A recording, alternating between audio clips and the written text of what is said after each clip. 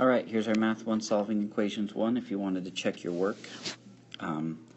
or if you were struggling with some of this. Okay. Now these are simple equations that don't have a whole lot going on. Remember, when we're solving an equation, we're trying to get the variable by itself by creating an equivalent equation. Okay. So the way to think about this is kind of the opposite of the order of operations. Remember, we do parentheses first, then exponents, then multiply and divide left to right, then add and subtract left to right.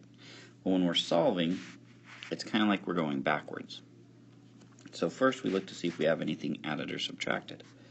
Well, we look at our x, and we did have a 13 added to it. So to get rid of that, we're going to have to do the opposite. So we'd subtract 13. And because of this equation, it says they always have to maintain equality on both sides, so we do the same thing to that side. 13 minus 13 is 0, so we get 0 plus x equals 16 minus 13 is 3. 0 plus x does nothing, so we just leave it x equals 3. Okay. For number 2, same idea. We've got a negative 14, so we do the opposite to it. We add 14, we do it to one side, we have to do it to both. That cancels out, so we're left with b on the right side.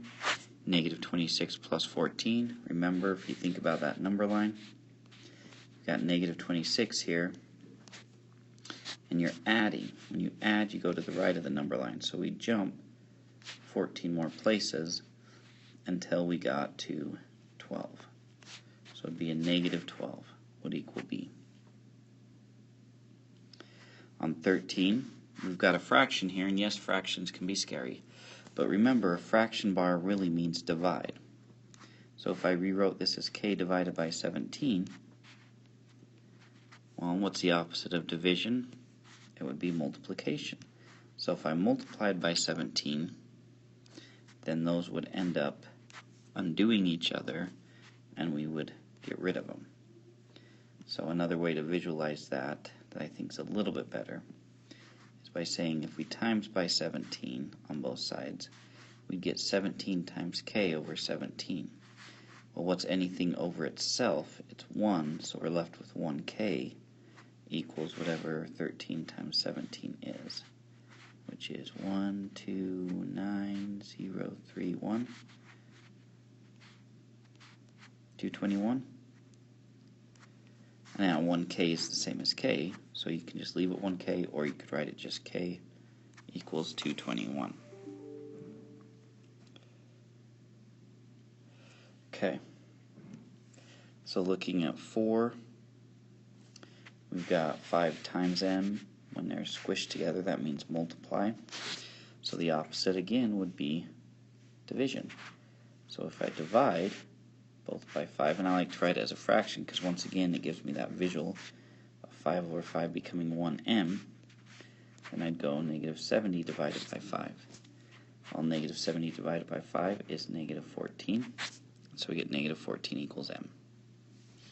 Okay, those should be the easy ones. Now, we may have struggled with number 5, and I made them small, so that's why they're doubled. Okay, now we've got to deal with some issues here. But thinking about that order of operations and going backwards, first we want to deal with any of these that are add or subtract if possible. But we can't do that. We need to simplify this first, because this negative 8 is being multiplied by both the x and the 2.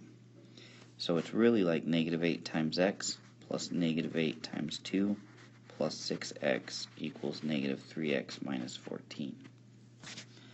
So I simplify that by making it negative 8x plus negative 8 times 2 is negative 16 plus 6x equals negative 3x minus 14. Now I've got these x terms, but I'll deal with them later. First, let's get rid of this negative 16. So I can add 16 to both sides, leaving me, let's go up here, negative 8x plus 6x equals negative 3x, and then negative 14 plus 16 will give us positive 2. I can actually add this 3x to both sides as well, leaving me with my right side is just 2 and negative 8x plus 6x plus 3x. Now, something we have to remember is that if terms have variables and they're the same variable raised to the same power, there's no extra powers up here, they're called like terms and they can be combined. Okay? Another way to think about it is these numbers out front are actually being multiplied, and multiplication is simply repeated addition. So it's like 6x is really like x plus x plus x plus x plus x plus x 6 times. 3x is add 3 more x's to that. There's 2, there's 3 x's. Negative 8x, it's like subtracting x's. So it's like plus a negative x plus a negative x, and we could just put minus x. That's probably easier to write. So let's go, let's rewrite this with the positives first. So 6 plus 3, so 6 plus 3 would give us 9x. So 1, 2, 3, 4, 5, 6, 7, 8, 9. Got negative 8x's, so it's like we're subtracting 8 of them. Okay, now that's essentially what this is saying right there. See how much simpler it is? So basically it would be 9 minus 8 and an x. Because each one of these negative x's would cancel out a positive x. It's hard to x out x's. Okay. And what are we left with here? Is just 1x. So all of this, negative 8 plus 6 plus 3, would give us 1x, and that would equal 2. And that's our answer. So, kind of a complex one. We'll deal more with that if this one really threw you off. That's alright. We'll do more of these types and build ourselves up to that. Okay? So, there we go.